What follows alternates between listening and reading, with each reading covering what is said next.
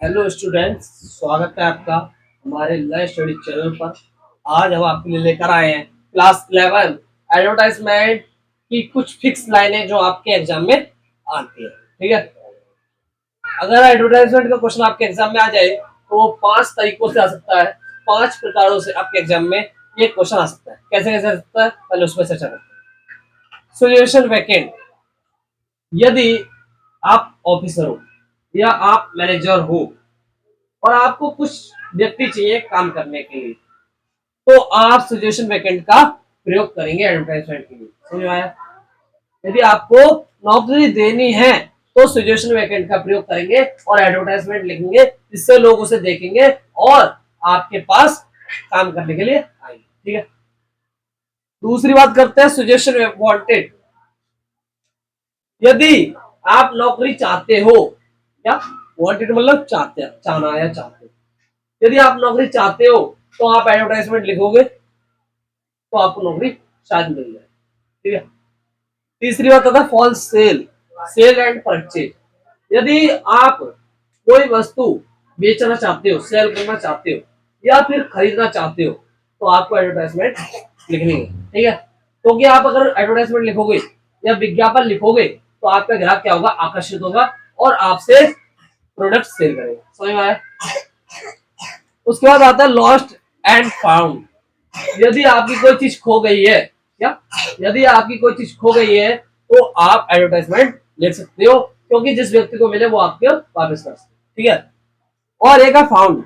यदि किसी को आपकी खोई हुई चीज वापस मिलती है तो वो एडवर्टाइजमेंट लिख सकता है जिसे वो वापस करना चाहता है। ठीक है, तो ये 5 प्रकार से आपके एग्जाम में एक क्वेश्चन आएगा, वो 3 नंबर का होगा, एडवर्टाइजमेंट। ठीक है, तो ये फिक्स लाइनें हैं, इन्हें ध्यान रखना। तो आज हम इस वीडियो में केवल 2 सिचुएशन की बात करेंगे, सिचुएशन वांटेड और सिचुएशन वैकेंट। ठीक है, इन 2 की बात करेंगे। इसके लिए कुछ फिक्स लाइनें हैं, इन्हें लिख लेना, याद कर लेना, आपके एग्जाम के लिए बहुत हेल्पफुल रहने वाली है। आइए शुरुआत करते हैं बिना देरी किए फिक्स लाइनों की। सबसे पहले आपको क्वेश्चन को ध्यान से पढ़ लेना है, क्वेश्चन को रीड कर लेना है, अच्छे तरीके से समझ लेना। ठीक है, उसके बाद आपको जिससे टॉपिक से संबंधित लगे क्वेश्चन पढ़ने के बाद उसे आप यहाँ सबसे कैपिटल लेटर में लिखोगे, सबसे बड़े लेटर में लिखोगे और कैपिटल लेटर में लिखोगे, जैसा कि मैंने लिखा। समझ में आया? उसके बाद आपको एक बॉक्स बनाना है। बॉक्स हर किसी में बनाना है, हर एडवर्टाइजमेंट में आपको बॉक्स बनाना है। ठीक है, उसके बाद आपको कैपिटल लेटर में कौन सा एडवर्टाइजमेंट है उसको लिखना है। पहला काम आपको ये करना है। ठीक है, आगे चलते हैं। क्या लिखा है, wanted a wall qualified and experience. मतलब कुछ पद, कुछ रिक्तान, कुछ पद खाली है, तो उसके लिए हम व्यक्तियों की मांग करते हैं। कैसे मांग करते हैं, देखो, wanted a wall qualified and experience. Wanted मतलब चाहता है, मैं चाहता हूं कि क्वालिफाइड मतलब अच्छा व्यक्ति, पढ़ा लिखा पास हुआ हो और एक्सपीरियंस हो। भाई कोई भी काम है, जैसे मैंने माना कोई टीचर है, क्या कोई टीचर है, मैं मेरे पास टीचर की कमी है, तो मैं टीचर के लिए एडवर्टाइजमेंट लिखूंगा, तो मैं यही तो चाहूंगा कि उसे एक्सपीरियंस होना चाहिए, वो क्वालिफाइड होना चाहिए, और उसको योग्यता होनी चाहिए, वो MA BA पास होना चाहिए। ये तो मैं बोलूंगा, यही बोल रहा हूँ, क्वालिफाइड होना चाहिए और एक्सपीरियंस उसे होना चाहिए। जैसे टीचर की एग्जांपल ले लिया मैंने, यदि मेरे पास टीचर कम है और मैं एडवर्टाइजमेंट दे रहा हूँ रिक्तान भरने के लिए, अपने कुछ पद भरने के लिए, तो मैं क्या चाहूंगा, एक अच्छा क्वालिफाइड व्यक्ति और एक अनुभवी एक्सपीरियंस व्यक्ति को मैं चाहूंगा। ठीक है, तो ये चाहते हैं। अब कौन सा चाहते हो भाई आप, मैंने लिख दिया टीचर। ठीक है, या जो भी एग्जाम में आपके आए क्वेश्चन में वैसे लिख सकते हो आप, टीचर है, डॉक्टर है, उस प्रकार से आप लिख सकते हो। ठीक है, चलते हैं आगे। मेल और फीमेल, आप भाई चॉइस कर सकते हो कि आपको मेल चाहिए या फीमेल चाहिए, वो क्वेश्चन के अकॉर्डिंग आप बता दोगे। ठीक है, क्वेश्चन को इसलिए ध्यान से देखना। यदि मेल की बात की है तो मेल लिखेंगे, फीमेल की चाहिए तो फीमेल लिखेंगे। ठीक है, जैसा क्वेश्चन में चाहिए वैसा लिखेंगे। यदि आपको मेल और फीमेल नहीं दिया तो आप दोनों लिख सकते हो, मेल और फीमेल। ठीक है, मिनिमम 5 ईयर एक्सपीरियंस, कम से कम 5 साल का एक्सपीरियंस होना चाहिए, किसमें, जिसमें आपको एग्जाम में क्वेश्चन आए, ठीक है। डॉक्टर से हो, टीचर से हो, इंजीनियर से हो, वो भी जैसा भी हो, वो आप यहाँ लिख दोगे, ठीक है। 5 साल का एक्सपीरियंस होना चाहिए। Clearly in the speaking English and Hindi both, knowledge of computer in must, मतलब उसे बोलना आना चाहिए, स्पीकिंग मतलब बोलना आना चाहिए, किसमें, इंग्लिश में भी और हिंदी दोनों में बोलना आना चाहिए, बहुत मतलब दोनों में। नॉलेज, भाई नॉलेज भी होनी चाहिए, जानकारी भी होनी चाहिए व्यक्ति को, क्यों, हम टीचर की बात कर रहे हैं तो टीचर को नॉलेज भी होनी चाहिए।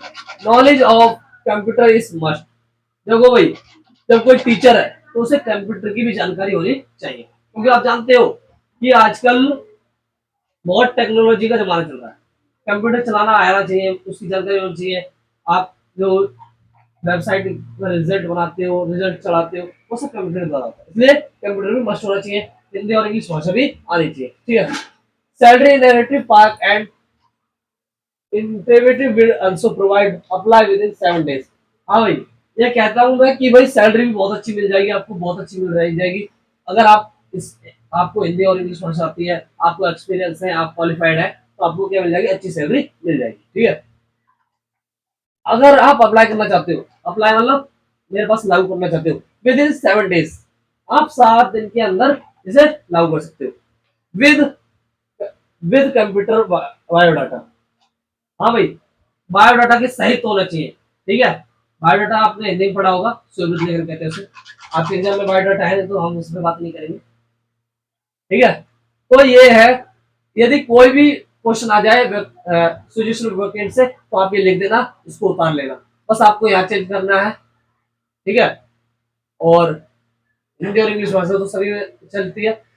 यदि कोई दूसरा है जैसे इंजीनियर, उसमें भी डॉक्टर है, तो उसको भी शायद आप लिखो या ना लिखो, उसमें आपका मर्जी करता है, कंप्यूटर की जानकारी हो या ना हो, कोई बात नहीं, ठीक है, लेकिन और बकाया सब चल जाएगा। उसके बाद आपको एक लिखना है अपना नाम और कॉन्टेक्ट नंबर, क्यों, क्योंकि अगर व्यक्ति चाहेगा कि हाँ इसने बढ़िया लिखा है, ये बंदा मेरे काम का है, तो वो आपको कॉन्टेक्ट कर सकते, ये आपको लिखना है, ठीक है, समझ में आया। अब हम बात कर लेते हैं सजेशन वांटेड। यदि आप जॉब चाहते हो तो आपको क्या करना पड़ेगा, ये फिक्स लाइनें हैं, लिख लो, एग्जाम के लिए इंपॉर्टेंट है, बहुत इंपॉर्टेंट है, आपको 3 नंबर पूरे दिला देंगे, ठीक है। यदि आपको पसंद आता हो हमारा वीडियो, तो एक लाइक और एक सब्सक्राइब और एक शेयर जरूर कर दीजिए, उसके साथ साथ एक कमेंट, क्या, कमेंट जरूर कर दीजिएगा, ताकि हम समझ सकें कि आप क्या कहना चाहते हैं, ठीक है। बात करते हैं सजेशन वांटेड की, वेल क्वालिफाइड एंड एक्सपीरियंस। यदि आप जॉब चाहते हो तो आप क्या बोलोगे, क्या बोलोगे, I well qualified and experience, मैं भाई क्वालिफाइड हूँ और क्या हूँ, एक्सपीरियंस हूँ, अनुभवी हूँ। दैश इज लुकिंग, अब भाई किसकी जॉब देख रहे हो आप, मतलब आप क्या चाह रहे हो, क्या देख रहे हो। अगर मान लो मैं लिखता हूँ डॉक्टर, क्या लिखता हूँ, डॉक्टर, तो मैं डॉक्टर चाह रहा हूँ, doctor is looking for a job, मैं डॉक्टर की जॉब चाह रहा हूँ, ठीक है।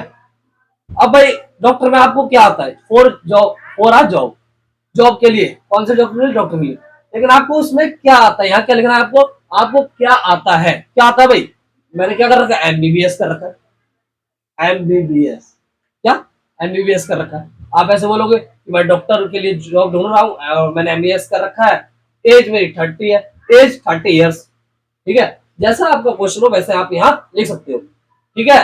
ये आपके क्वेश्चन के अनुसार डिपेंड करेगा कि वो टीचर चाहते, या आप टीचर हो, टीचर की जॉब चाहते हो, या डॉक्टर हो, डॉक्टर की जॉब चाहते हो, वो आपको क्वेश्चन से लिखना है, ठीक है।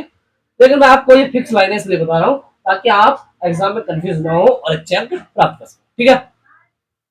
एज 30 ईयर्स, आप अपनी एज बता सकते हो, कितने साल के हो, 30 साल, 35 साल, जैसा एग्जाम में क्वेश्चन दिया हो उसके अकॉर्डिंग लगा देना, नहीं तो अपनी इच्छा अनुसार आप लगा सकते हो। Age 30 year, good knowledge of the both language Hindi and English, क्या कहता है भाई, मुझे नॉलेज है, मुझे जानकारी है दोनों भाषाओं की, दोनों लैंग्वेज की, हिंदी और अंग्रेजी, ठीक है। Experience in working in a private for a more than 3 year, क्या कहता है भाई, मुझे एक्सपीरियंस है, मुझे अनुभव है, मैंने प्राइवेट कंपनी में प्राइवेट जॉब की है, मोर देन 3 ईयर्स, मतलब 3 साल से ज्यादा, ठीक है।